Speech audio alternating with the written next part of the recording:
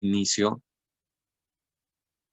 Como saben, todos los que escucharon ese anuncio significa que ya va a comenzar a grabarse esta capacitación. Les recordamos que las más capacitaciones que hemos dado durante todos estos meses las van a poder encontrar en YouTube. Continuando con el tema de hoy, hoy vamos a ver uno de los temas que creo que es de los misterios más grandes de la vida, la felicidad, ¿no? Hoy tenemos un grandioso guía dentro de este maravilloso mundo de la filosofía que nos va a llevar de la mano para comprender desde el punto de vista filosófico qué es este gran motivo que tenemos en nuestra vida, que es la felicidad. Me gustaría platicar un poco más del ponente que está con nosotros el día de hoy. Es Jesús Arroyo Estrada, nace en la Ciudad de México, profesor desde los 21 años, hizo estudios de letras hispánicas, filosofía y antropología lingüística. Ha impartido clases en diversas instituciones universitarias, tanto de México como en el extranjero. Desde hace 21 años es profesor de filosofía en el Instituto de Educación Media Superior del Gobierno de la Ciudad de México, del cual también es fundador, profesor titular de la Cátedra de Ética en las Organizaciones de la Facultad de Contaduría y Administración de la UNAM, profesor distinguido de la misma facultad y de la Universidad de Santo Tomás de Bogotá, Colombia. Y también me gustaría agregar que es profesor de la Cátedra de Ética de la Maestría en Alta Dirección de Empresas, igual por parte de la UNAM. Me gustaría agradecer al maestro Jesús estar hoy con nosotros y totalmente, Jesús, te cedo la palabra para llevar a cabo esta capacitación.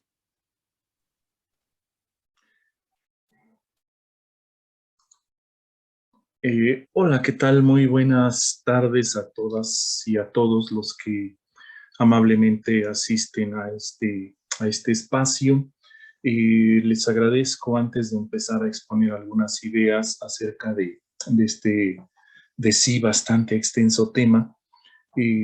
Quisiera agradecer la invitación que me hacen ustedes, en verdad les agradezco mucho y pues bueno, espero que al final esto que a continuación iré exponiendo en la próxima hora sea de su interés y sea de su agrado, ¿no?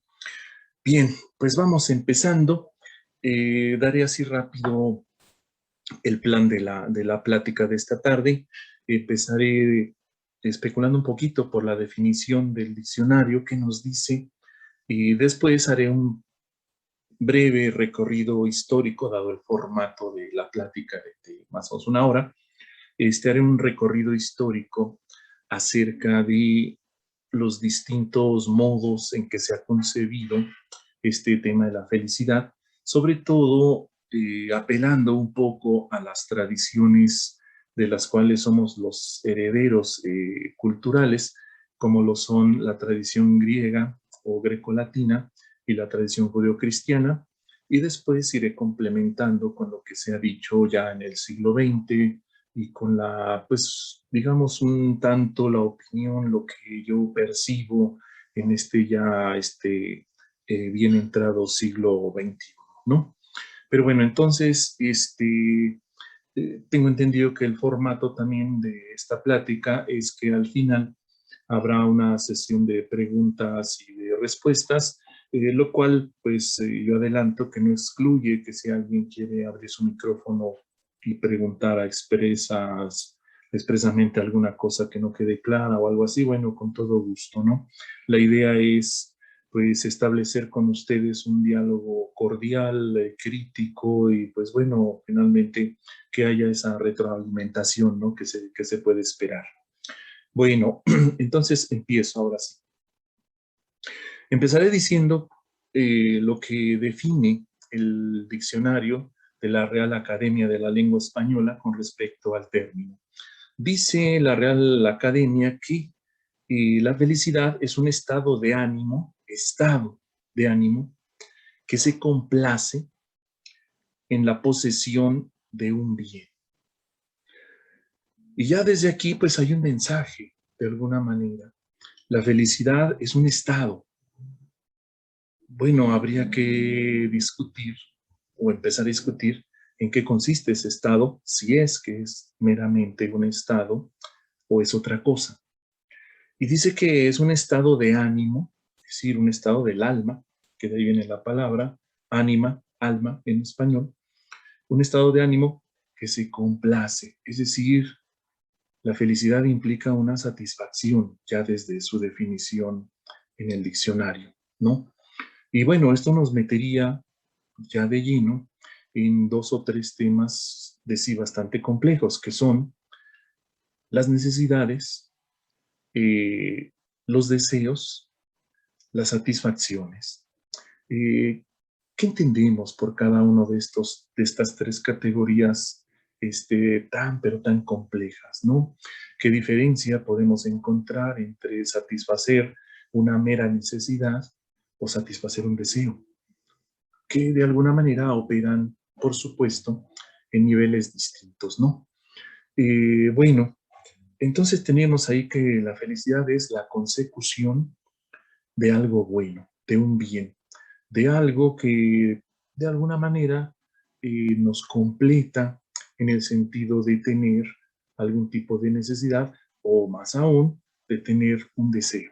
Bueno, ¿quién fue el primer filósofo y en qué época que empezó a especular acerca de este y de otros muchos asuntos, por supuesto? Bueno, tenemos que el primero que de alguna manera ya formalmente y de alguna manera también lo trata de sistematizar este estudio va a ser Platón, ¿no? El filósofo griego que en su obra, Los Diálogos, que es una obra bastante extensa, de sí son aproximadamente 9 tomos, la edición completa de sus diálogos. Hasta el día de hoy, desgraciadamente, solo nos llegaron, y digo desafortunadamente solo, nos llegaron 37 diálogos, pero han sido, pues así como que la base de buena parte de nuestra mentalidad occidental y de nuestras ideas, ¿no? Que discutimos. Bueno, en algunos de los diálogos ya Platón planteaba toda una serie de problemas acerca de la felicidad. Quisiera primero empezar con un problema de carácter antropológico que Platón, ya desde esa época, hace 2500 años, siglo V antes de Cristo, había planteado y que, bueno, yo estoy seguro que hasta el día de hoy, pues se han dado respuestas, pero no totalmente del todo satisfactorias. Voy a tratar de exponer un poquito el problema. ¿De acuerdo? Decía Platón, sí, en uno de sus diálogos, en el Fedro o del Amor, decía Platón que el hombre es la única criatura, sí, incompleta de toda la creación. ¿Cómo entender esto? Bueno, decía Platón que a diferencia del hombre, los demás animales nacen, por ejemplo, una jirafa nace siendo jirafa, vive como jirafa y muere siendo jirafa, por ejemplo. Lo mismo un perro o un león. Pero decía que el hombre no. El hombre, digámoslo metafóricamente, con esta muy usada metáfora de Martin Heidegger, el filósofo alemán del siglo XX, decía Platón que cuando nosotros somos arrojados al mundo, llegamos a este mundo material, decía que lo primero que pasaba es que se abre un abanico enorme de posibilidades de realizar nuestra existencia. Es decir, ya esta condición con la que nacemos en el mundo, de que algo nos tiene que ir completando, ¿sí? O más aún, si lo quieren ver desde esta óptica que yo les propongo, para Platón el ser humano es una criatura que a lo largo de su vida se va construyendo a sí misma. Bueno, tendríamos que empezar a especular entonces qué necesitamos para irnos construyendo y para ir satisfaciendo toda esa serie de etapas que vivimos a lo largo de la vida. Yo creo que desde ahí hay un muy buen asunto para especular, ¿no? Entonces decía Platón, el hombre cuando llega al mundo nace con una cosa que se llama fisis, se escribe con PH, fisis, ¿de acuerdo? ¿Qué era la fisis? Bueno, la fisis en la filosofía griega en general es un concepto bastante amplio, ¿no?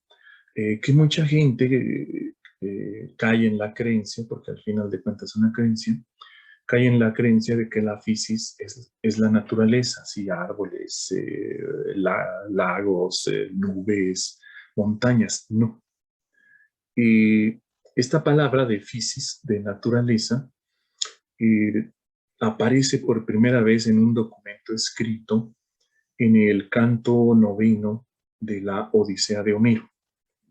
Regreso ahorita con Platón y les voy a explicar un poquito qué es la fisis.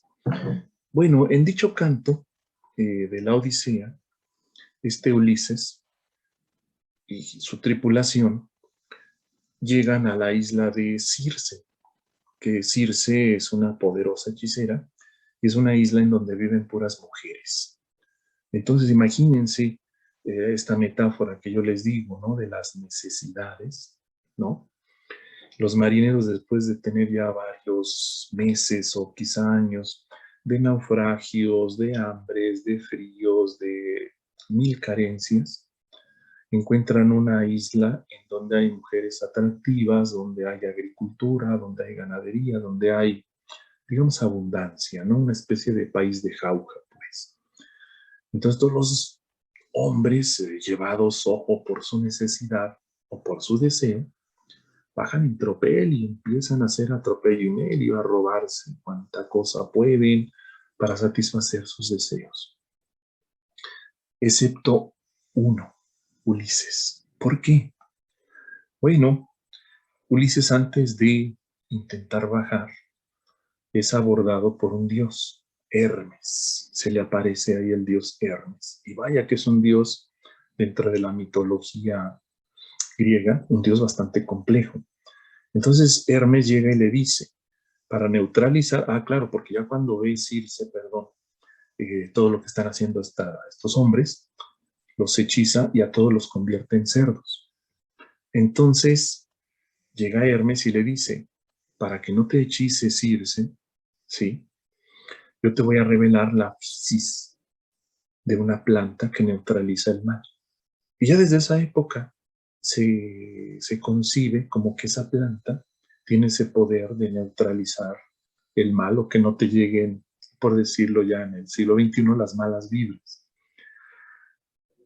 Entonces eso nos dice una cosa, las plantas y todo lo creado dentro de su naturaleza tienen cualidades que no conocemos y que solo un dios, Hermes, las conoce. Y de Hermes, de esa palabra, tenemos una palabra en español, hermético, lo que está oculto a nuestros ojos, pero que se puede revelar. Entonces Hermes, en este capítulo que comento, le revela a Ulises las propiedades, la fisis de los ajos.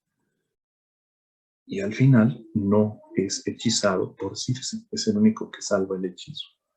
Pero volvemos a tener aquí la metáfora con la cual empecé esta plática. El hombre empujado por el deseo. El hombre empujado por sus necesidades para sentirse feliz, para sentirse contento, para sentirse completo. Regresando entonces a Platón después de este episodio de la Odisea de Homero. Pensemos una cosa, si el hombre es una criatura que se tiene que ir completando y que nace con una condición que se llama fisis o naturaleza, esta fisis o naturaleza que tenemos como criaturas humanas, en primer lugar, nos impele, nos impulsa a satisfacer en un primer momento nuestras necesidades. ¿Qué quiere decir eso? Dormir, comer, protegernos del frío, etc. Pero lo que Platón criticaba era lo siguiente, decía, bueno, si el hombre se queda en ese rango nada más de satisfacer necesidades, sigue estando en un rango de animalidad, es decir, no somos diferentes a un perro, a un caballo, a un insecto, porque nada más estamos viniendo a satisfacer necesidades. Entonces dice Platón, ¿cómo salvar esa condición de animalidad, esa fisis que nos caracteriza en un primer momento como criaturas. Y Platón ahí sí plantea el siguiente problema. Dice, bueno, la única manera de superar esa condición de venir a satisfacer necesidades es mediante la paideia. ¿Qué era la paideia para los griegos? Bueno, paideia es una palabra que viene de paidos, niño, es decir, la formación de los niños desde que eran pequeños. Es decir, la educación puede colaborar en una medida, pero muy sustancial, a saber qué podemos hacer de nosotros mismos, a sabernos construir. Y ya de ahí podemos empezar a hacer diferenciaciones como la que yo les planteaba hace un momento. ¿Qué diferencia hay entre satisfacer una mera necesidad y qué diferencia hay entre satisfacer un deseo? No hay que olvidar que el deseo sí ya sería una categoría más del intelecto que de lo biológico o que de nuestra parte biológica. ¿De acuerdo? Entonces, en ese sentido, dice Platón, bueno, estamos condenados a, a construirnos a nosotros mismos. De hecho, una de las propuestas de la ética es esa precisamente, el hombre, en el sentido genérico, pues, ¿no? El ser humano, para que quede más claro. El ser humano es el resultado de lo que hace de él mismo. Y bueno, habría que preguntarnos ya desde este momento, hasta este momento, ¿estamos conformes, estamos contentos, estamos felices con lo que hemos hecho de nosotros mismos? O, haciendo eco de la propuesta de Platón, ¿qué nos falta? ¿Hacia dónde mirar, hacia dónde aspirar, hacia dónde decir, bueno, esto y esto otro es lo que me falta a mí para sentirme completo? Y bueno, no sé si se hayan dado cuenta que aquí ya en esta parte estoy implicando una cosa capital en la filosofía platónica y en la filosofía occidental, la idea del amor platónico, es decir, la idea de esta complementariedad, ¿cierto? ¿Por qué? Bueno, aludo a ello para empezar, porque buena parte de nuestra idea de felicidad, aún en la actualidad, la construimos con base en que una persona, la presencia, una relación, nos hace felices. ¿Cómo opera este mito? Que por otro lado, debo de adelantar que nos hemos olvidado mucho del pensamiento mitológico. En el pensamiento mitológico está la raíz de muchísimas cosas, de muchísimas respuestas que otras formas de pensamiento no nos está dando. Regreso un poco al mito y luego retomo a Platón. Platón, en uno de sus diálogos, quizá el segundo más extenso, después de la República o de la Justo, en su diálogo de la erótica, ¿sí? O del amor, plantea una idea. Dice lo siguiente, y lo paso al costo. Dice, bueno, en un tiempo mitológico, ¿sí? Es decir, en un tiempo sin tiempo, se llamaría hilo tempore, según una antropología religiosa, hombre y mujer vivían los dos en un solo cuerpo. Y a esos seres les llamaban andróginos, que es una palabra griega compuesta, antropos, ginecos, es decir, el hombre que también tiene útero. Entonces había esta creencia. Y por supuesto, al vivir en una edad mitológica, vivían felices, es decir, una especie de estado paradisíaco. Nada les faltaba. ¿Qué sucedió con estas criaturas que se dice tenían cuerpo esférico, dado que, según las matemáticas, ustedes saben que las matemáticas tenían una presencia enorme en la filosofía griega? Bueno, ¿por qué esférico? Muy sencillo, porque la esfera, según los matemáticos griegos, era el volumen, era considerado el volumen geométrico más perfecto, porque todos sus puntos equidistan de su circunferencia al centro. Aparte, estas criaturas, estos andróginos, tenían 4 brazos y 4 piernas. Todo hay que entenderlo desde el pensamiento simbólico. Pero ¿acaso no en el momento amoroso, en la cópula, se regresa a esta simbólica androginia? Bueno, eso lo dejaría ya un poco para el final. Entonces se dice que en alguna ocasión estos andróginos quisieron rebelarse a los dioses y recibieron un castigo muy severo. ¿Cuál? La escisión. Los dividieron. Y no conformes con que los dividieran, con que los separaran, los dioses les advirtieron una cosa y les dijeron: vagarás sobre la tierra hasta no ser sino mediante tu nous o inteligencia que sepas encontrar a tu otra media esfera y regresar a ese estado, digamos, paradisiaco en el que estuviste algún día.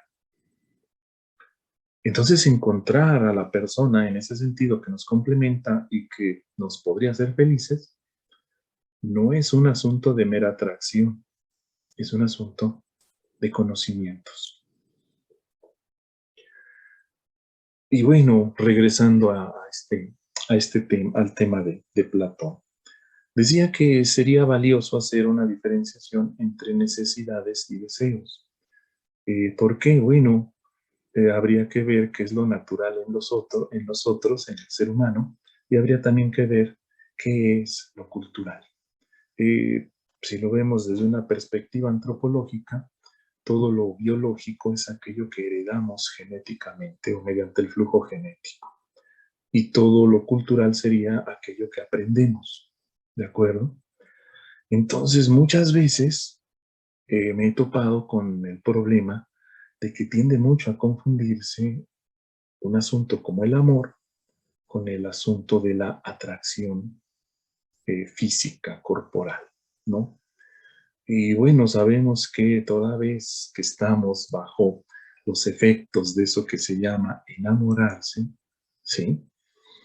Eso nos mantiene en un nivel así como de felicidad, de tranquilidad, de plenitud. Hay quien diría, bueno, eso lo provocan las dopaminas y todas estas sustancias que se generan en el cerebro. Bueno, sí. También podría decir que el gran maestro de Platón, que fue Sócrates, en algún momento lo dijo también en uno de los diálogos. Dice, estar enamorado equivale a estar como bajo los efectos de una poderosa droga. Pierdes el juicio, eres capaz, estando enamorado, de hacer muchas cosas. ¿Por qué? Porque argumentas que en ello va tu felicidad. Híjole, qué complejo todos estos asuntos, ¿no? Y en todo lo que implica pensar. Pero bueno, ¿qué decía Platón acerca de la felicidad? Ya que les planteé todo este panorama de antropología filosófica. Bueno, decía Platón que el fin del hombre, el fin del ser humano en este mundo, era la conquista de la felicidad. Y a eso los griegos, no nada más Platón, también lo va a hacer Aristóteles más adelante, a esa idea los griegos le llaman eudaimonía, ¿de acuerdo? La eudaimonía era buscar en este mundo, como fin último de tu existencia, el ser felices. Bueno, sí, pero ¿con qué? ¿Mediante qué? ¿Con la consecución de qué? Y aquí viene un asunto que es netamente de ética. Ese rato hacía alusión a la paideia, a la escuela en donde enviaban a las personas desde pequeñas, ¿no? No desde niños, debo de aclarar, no crean que los metían como hoy en día a los 3, 4 años, ya se van así como que a la escuela, no. A los individuos los dejaban ser lo que eran, niños. Más o menos a la escuela iban llegando por ahí de los 8 o 10 años, más o menos. Se preguntarán, bueno, ¿y qué les enseñaban? En esta línea, aprender a ser felices. Bueno, les enseñaban algo que hoy en nuestros sistemas educativos tenemos totalmente, a mi juicio, olvidado. Les comento 3 de las disciplinas básicas obligatorias con las que formaban, porque la escuela es un asunto formativo, no es un asunto como hoy creemos informativo. Les enseñaban lógica, les enseñaban política y les enseñaban ética. Se preguntarán, bueno, ¿para qué les servía? Les servía de mucho, créanme. La lógica era el arte de saber pensar correctamente, de saber argumentar tus ideas. Y la política y la ética eran sustanciales, por un motivo muy sencillo. La política pretendía formar buenos ciudadanos, que hoy en día no estamos haciendo eso, ese ejercicio, y la ética pretendía formar hombres de bien.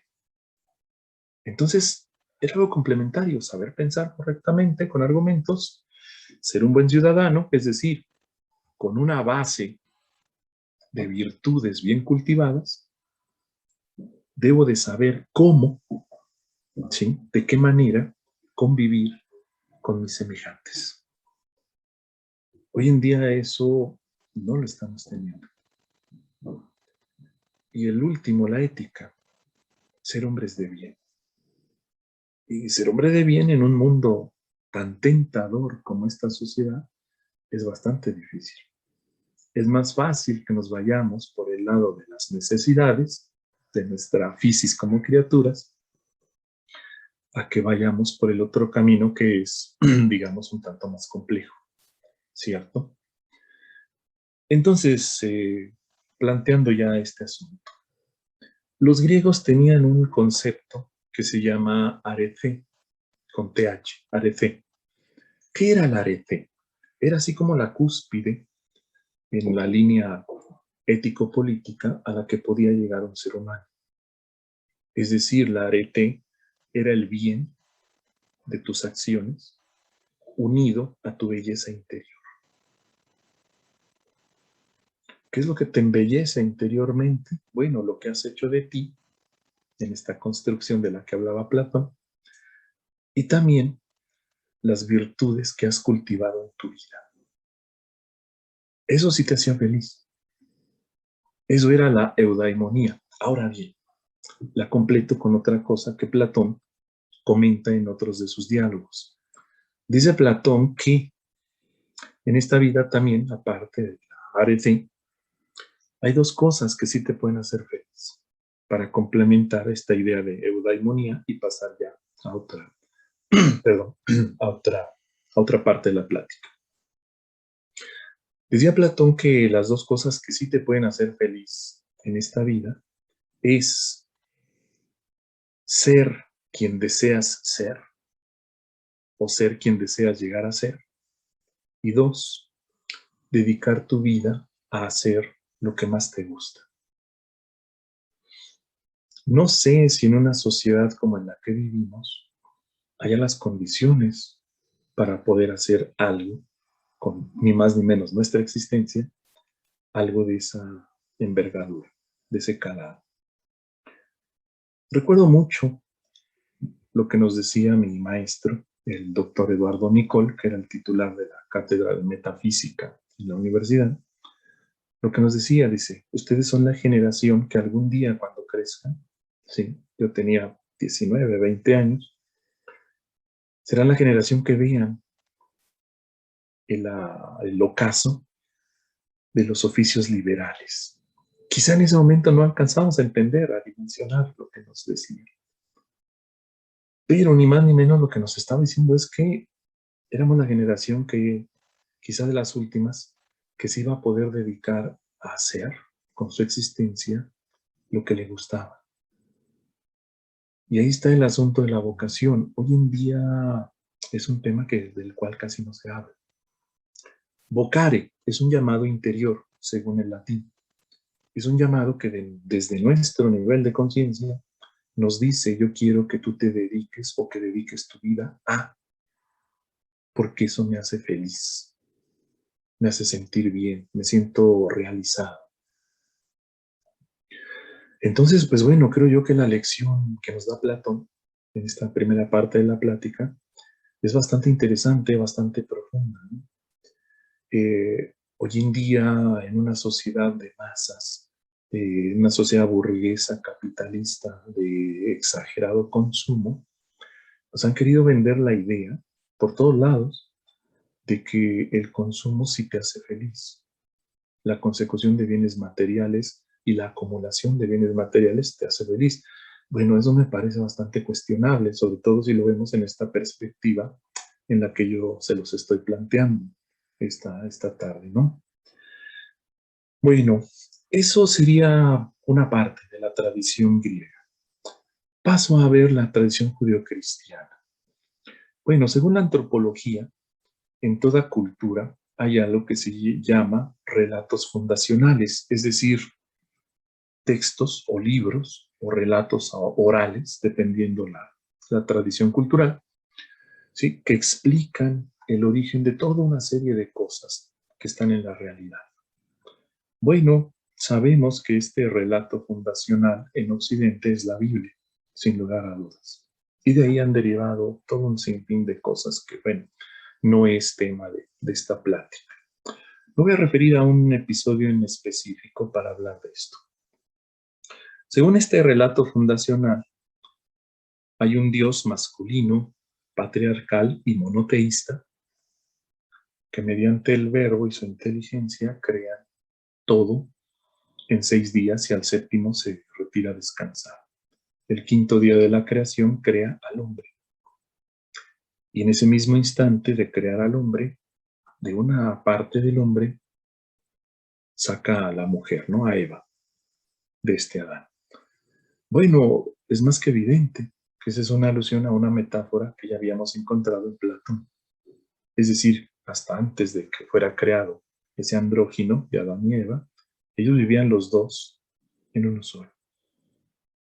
Ok, es tan benévolo este Dios que a esa primera pareja les da un paraíso, un jardín del Edén, en donde, ojo, no trabajaban, no se tenían que parar temprano, comían a la hora que quisieran, iban a donde fueran, hacían todo lo que quisieran en el momento que quisieran y demás. ¿Acaso no esta es una metáfora a una romantización más adelante de lo que es la libertad humana? Hay algo de eso, pero bueno, continúo. Hay una cosa que cuando las parejas se casan por la tradición cristiana, hay un mito que los vuelve a retornar a ese estado en el que vivieron Adán y Eva, ¿no? La metáfora esta de que se casaron y vivieron felices, ¿no? Bueno, vivieron felices nada más en la luna de miel, si es que hubo luna de miel. ¿Qué es la luna de miel? Bueno, la antropología nos dice que son dos símbolos muy propios de la cultura occidental. La luna, asociado con el periodo de la fertilidad de las mujeres, ¿no? Y la miel, asociado con el disfrute de lo físico, ¿no? Para ello, pues bueno, les recomendaría mucho que vean el tomo 2 de Mitológicas de Claude Lévi-Strauss, donde habla de los mitos de la miel y el tabaco, ¿no? Y bueno, para los mitos griegos, les recomendaría mucho que le dieran un vistazo a los 2 tomos de Robert Graves de los mitos griegos, donde hay una explicación verdaderamente soberbia y profunda, ¿no? Y entonces, si esa primera pareja de hombre y mujer vivían tan felices, ¿qué fue lo que quebrantó esa felicidad? Y aquí viene un asunto bien interesante. Cuando este Dios de la tradición judeocristiana les dice, pueden comer de los frutos de todos los árboles, ¿sí? Excepto de uno. ¿De cuál? Del árbol de la sabiduría del bien y el mal. ¿Qué quiere decir? En el momento en que Eva prueba ese fruto y se lo da también de probar a Adán, el hombre, el ser humano, deja el pensamiento unitario y entra al pensamiento binario. Ese árbol A su manera, cada uno de nosotros lo tenemos adentro y se llama conciencia moral. Desde que somos pequeños, empezamos a diferenciar lo bueno de lo malo, lo placentero de lo doloroso, lo correcto de lo incorrecto, lo permitido de lo prohibido. Bien dicen por ahí que las cosas nos gustan por lo prohibido de ellas y su consecución nos da un doble placer y quizá nos haga felices. Bueno, volvemos a lo mismo. ¿Qué tanto la consecución de lo material nos hace felices y qué tanto esa felicidad de la que tanto se habla realmente la tenemos que buscar dentro de nosotros y no hacerla depender de algo externo? Ahí están esas dos tradiciones, la grecolatina y la judeocristiana, ¿no? Porque hay un castigo muy severo. ¿Cuál? A los tres que cometen ese acto no digno a los ojos de ese Dios. A la serpiente se le condena a andarse arrastrando por siempre y ser un bicho asqueroso.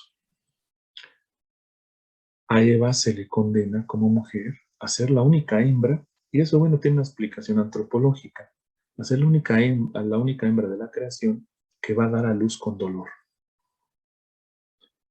Y a Adán, al primer hombre, se le condena a ganar el pan con el sudor de su frente, es decir, a trabajar. ¿Quieres algo que te satisfaga o que quizá te haga feliz? Lo conseguirás con el sudor de tu frente. En fin, siguió habiendo más extrañas metáforas en este paraíso y en el resto de este libro, ¿no? Que se considera de inspiración sagrada. Siguió evolucionando la idea. Voy a tocar a dos pensadores ya latinos.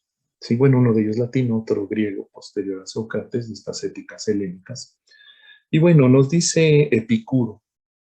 Epicuro es ni más ni menos que el padre de una escuela filosófica que es el hedonismo o epicureísmo. ¿Qué es el hedonismo? Bueno, hedone en griego significa placer.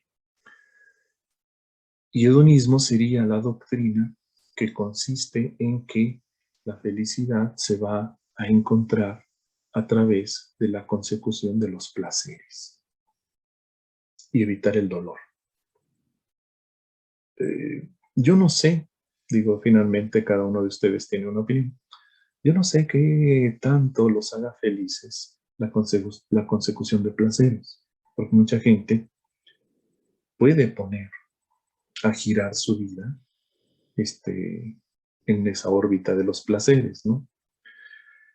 Nada más que aquí hay un detalle, y espero no decepcionarlos con lo que voy a decir a continuación. Cuando Epicuro, el filósofo, hablaba de placeres, no hablaba de placeres físicos, corporales. Cuando dice que el fin de la existencia humana está en la consecución de placeres, él hablaba de placeres intelectuales, volviendo a este asunto que decía Platón, de la arete, el bien unido a una belleza interna que vamos construyendo y que eso sí nos da una gran felicidad. En fin, hablaba incluso de toda una taxonomía de felicidades o de cosas que nos hacen felices, Epicuro. Esencialmente, si mal no recuerdo, eran tres. Eran las necesarias para la felicidad, eran las necesarias para el bienestar del cuerpo y las necesarias para la vida. Así las clasificaba Epicuro, pero dice, las primeras son para la felicidad esencialmente. Hoy en día Epicuro tiene muchos seguidores, ¿no? Vivimos en una sociedad extraordinariamente sensualista. Todo aquello que compramos lleva una pequeña dosis, mayor o menor, de goce, de disfrute. Debe ser placentero, ¿no? Desde comprar una prenda de ropa hasta comprar un colchón, todo implica cierta sensualidad, cierto goce, que es, mira, está rico, estoy feliz aquí, ¿no? En este sillón o en X mueble. Bueno, va a aparecer en el contexto ya latino otro gran filósofo que habla sobre la felicidad, como lo fue Séneca. Séneca, han de saber ustedes que fue en su momento el segundo hombre más poderoso de Roma, abajo nada más de su alumno, el emperador Nerón.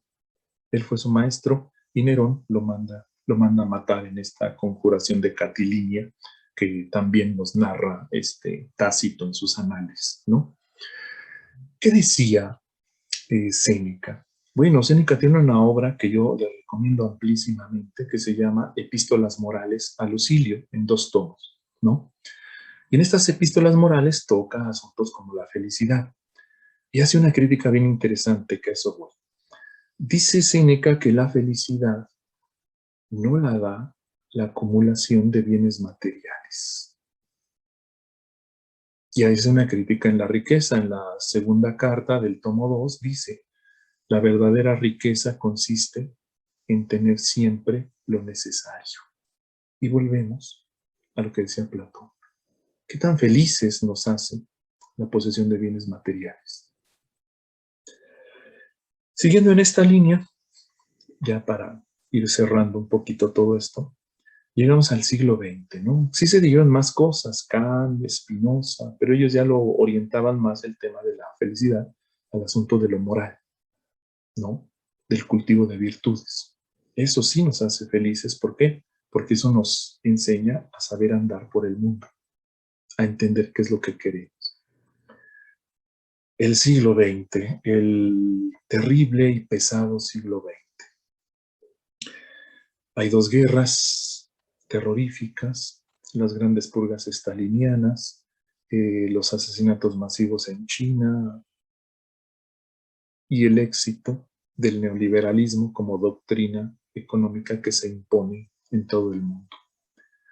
Y esta doctrina, sí, nos ha como inoculado una idea. Eres feliz en relación a lo que logres acumular de bienes materiales. Y eso pues, es bien cuestionable.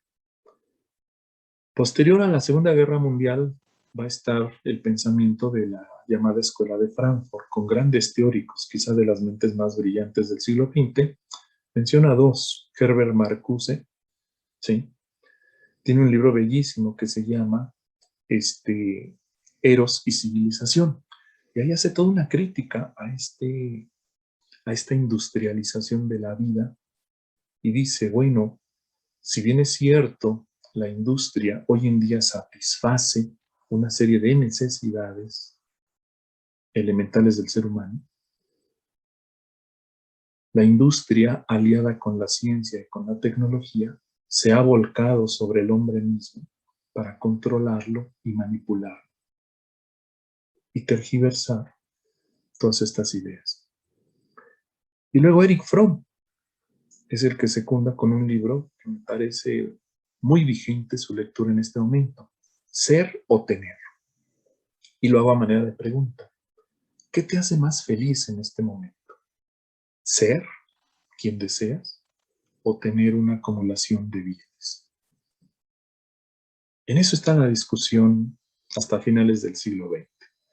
Para ir acabando, ¿qué pasa con la idea de felicidad en el siglo XXI, en estas 2 ya primeras décadas que hemos cumplido? Yo tengo la impresión de que hoy en día la idea de la felicidad o de ser felices en esta vida se ha convertido en un tormento. Lo veo en redes sociales, no hay día en que se publiquen toneladas de cosas de que, debes de ser feliz y tienes que ser feliz y tu obligación es ser feliz y busca la felicidad. Bueno, ¿cómo poder buscar algo que de suyo quizá no entendamos cómo históricamente se ha desarrollado esa idea? En el sentido que lo he expuesto brevemente esta tarde con ustedes. Tenemos un conocimiento de cómo esa idea se ha ido desarrollando históricamente desde la mitología, desde la filosofía, desde la misma historia, o únicamente nos hemos convertido en una especie de cómplices de este modelo económico y cómplices que le estamos haciendo el juego. Hemos visto cómo el siglo XXI es el paso, a mi juicio, es el paso de la sociedad de masas a la sociedad del rendimiento.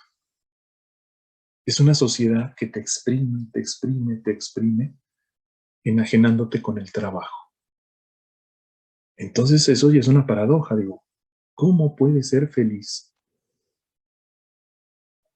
en un entorno en donde la misma idea de felicidad se ha convertido en algo con lo cual te estás autoexplotando? Es decir, tengo que rendir, tengo que echarle ganas, tengo que sacar la carrera y tener un buen sueldo. ¿Realmente eso es la carrera por la felicidad? ¿O la felicidad es algo que tenemos que introspeccionar dentro de nosotros, para el pleonasmo, para entender o empezar a entender un poco más por dónde puede ir? La realidad es, haciendo eco de lo que dije de Platón, la realidad es que no hemos trabajado mucho en esa construcción que seguro debe ser la más importante de nuestra vida, porque somos nosotros mismos. No hemos trabajado tanto en esa construcción de nosotros mismos. Para finalizar, quisiera terminar con una frase que dice Séneca en una de sus epístolas morales. ¿Qué pasa si no estamos trabajando en nosotros mismos y no trabajamos nuestra idea de felicidad? Dice Séneca, en esta vida no esperes buenos frutos de malos trabajos. Muchas gracias.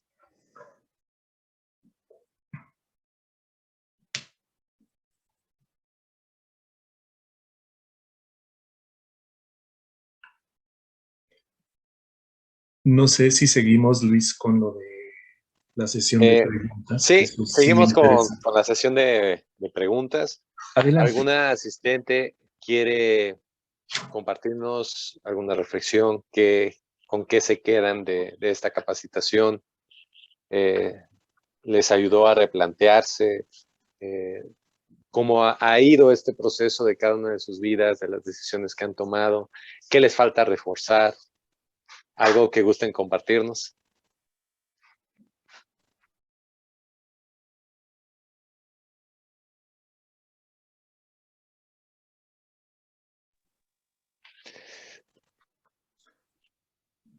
Miranda dice: muchas gracias por la ponencia. Sin duda alguna, este recorrido histórico da cuenta de lo que significa la felicidad. Muchísimas gracias, Miranda, por tu comentario. Pues Gracias, qué amable. son las 4 de la tarde con 53 minutos. Creo que ya normalmente acostumbro a terminar con una reflexión, pero ya nos has dado mucho que reflexionar, Jesús. Me parece Bueno, muy interesante. Sí, dime. yo diría que lo comentado esta tarde apenas es la puerta de entrada a toda una serie de problemas más complejos, ¿no? No sé, yo me pongo a pensar en un entorno tan grave como como el que tenemos de la pandemia, pues pareciera que ahorita la felicidad de las personas consistiría en estar sanos. A eso nos ha reducido algo tan grave como como lo que está sucediendo, ¿no? Pero digo, finalmente más adelante, pues vamos a retornar. Esto tiene que tener un fin, no sé en cuántos meses o quizá otro año, no lo sé de cierto, ¿no? Gracias, Xochitl, por la reflexión acerca de Platón. Eh, Quise complementar, ¿no? Con Séneca, con Epicuro, con la tradición judeocristiana, estas distintas ideas, ¿no? De dónde puede provenir lo que es la felicidad. No es una sola idea, también hay autores contemporáneos como Francesco Alberoni, que yo le recomiendo mucho a este filósofo y sociólogo italiano.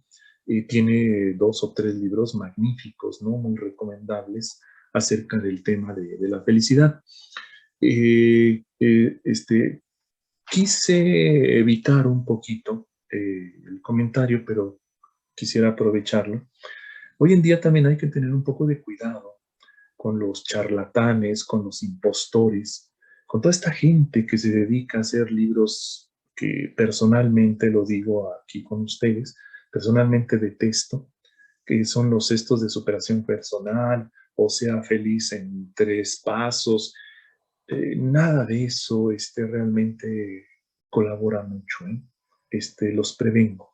Son como recetitas, como cuando tienes una infección muy grave y te dan un mejoralito y sientes bien y qué rico, pero después viene más grave el asunto. Así me da la impresión de que hoy en día hay muchas personas que se dedican a hacer falsas recetas de felicidad mediante libros, que pues, detrás de ellos, por supuesto, hay un marketing muy poderoso y que los promocionan como, mira, aquí está, esta es la octava maravilla y ya no tiene que leer nada. No, como lo decía al principio, somos criaturas que estamos condenadas al conocimiento, ¿no? Por todo esto que expuse y que de alguna manera, pues, tenemos que reflexionar, aunque pareciera que hoy en día nos estamos haciendo o nos hemos convertido en una sociedad muy poco reflexiva, pues tenemos que reflexionar acerca de estos problemas. La felicidad entre ellos no es un problema que digas, ah, pues ya lo resolví con meditar una hora. No, no porque estamos dentro de una temporalidad y no porque estamos dentro de un devenir de cosas que si en este momento estamos muy contentos, somos felices, nos dedicamos a hacer lo que nos gusta, estamos cerca de la persona que deseamos, quizá más adelante eso es frágil y pueda cambiar. Y entonces la pregunta es, ¿realmente mi felicidad depende de factores externos o es algo que yo he descubierto internamente dentro de mí?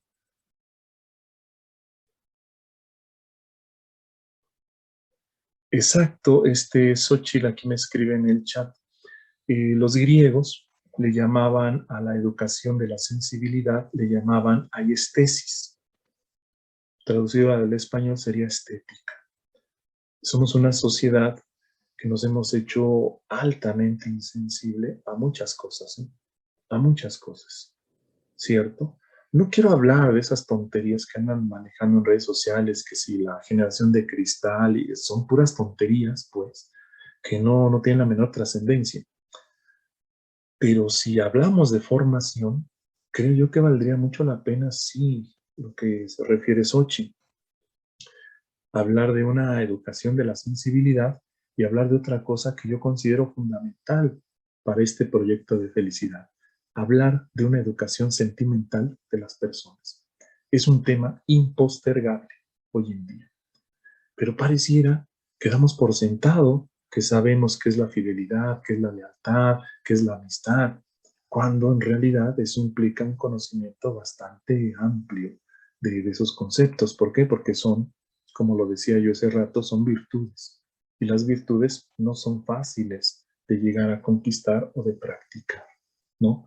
Y me estoy refiriendo a una formación que sí nos surge y que desgraciadamente el sistema educativo que tenemos en este país, que es un sistema, perdón por la expresión, miserable, que no está formando personas, sino que está únicamente transmitiendo conocimientos para que pues medio te defiendas en un trabajo mal pagado.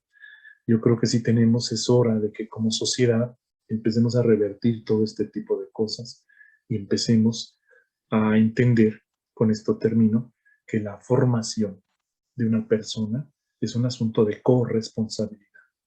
Están los papás, está el Estado, estamos por supuesto los profesores y demás, ¿no? En fin, no sé si alguien quisiera hacer alguna pregunta, comentario, con gusto, ¿eh? Me encanta conversar con las personas.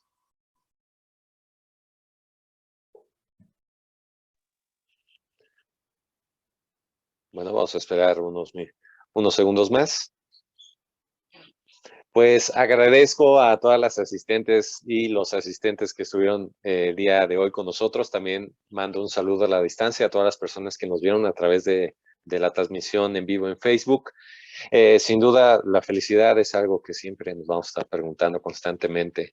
Muchísimas gracias, Jesús, por brindarnos esta pequeño introducción a este enorme tema que tenemos pues toda la vida. Toda la vida siempre tenemos nos preguntamos de realmente soy feliz. Y yo creo que una de las cosas que nos puede ayudar mucho es siempre estar reflexionando sobre lo que nos pasa, hacer este diagnóstico, porque a veces si no trabajamos con las cosas que nos atormentan aquí arriba, nos empiezan a afectar hacia abajo. Muchísimas gracias, Jesús. Me gustaría compartirte a distancia. Voy a esperar a que aparezca en pantalla este reconocimiento que te damos con mucho cariño de parte de Encuentro de Mujeres AC. Hago lectura del mismo. Entrega el siguiente reconocimiento a Jesús Arroyo Estrada por impartir la capacitación La filosofía de la felicidad, realizada a distancia el día 13 de agosto del 2021. Muchas gracias por sembrar la semilla del conocimiento y a través del aprendizaje ayudar al desarrollo pleno de las mujeres que integramos esta organización, de parte de Nadia Martínez Dupotex, Presidenta Nacional de Encuentro de Mujeres AC. Pues, híjole, muchas gracias. En verdad me siento honrado por este tiempo de vida que me regalan cada una de las que están presentes acá. Y pues bueno, yo reiterarles, el diálogo está abierto, les agradezco mucho la invitación, en verdad estuve muy a gusto de estar aquí, pues bueno, un breve tiempo. Antes de ser profesor, pues yo siempre le digo a las personas con las que convivo, también puedo ser su amigo, si en algo colaboré, pues qué bueno, me voy bastante contento. El diálogo puede seguir, yo estoy también en Facebook, me encuentran como J. Arroyo Estrada, con mayúsculas iniciales, y con todo gusto podemos continuar este diálogo que esta tarde, pues espero en algún aspecto nos haya hecho felices a todos. Yo sí me voy feliz de haber convivido con ustedes y pues me resta desearles muchas gracias, decirles hasta pronto y pues bueno, cuídense mucho. Gracias. Hasta luego, cuídense mucho. Nos vemos.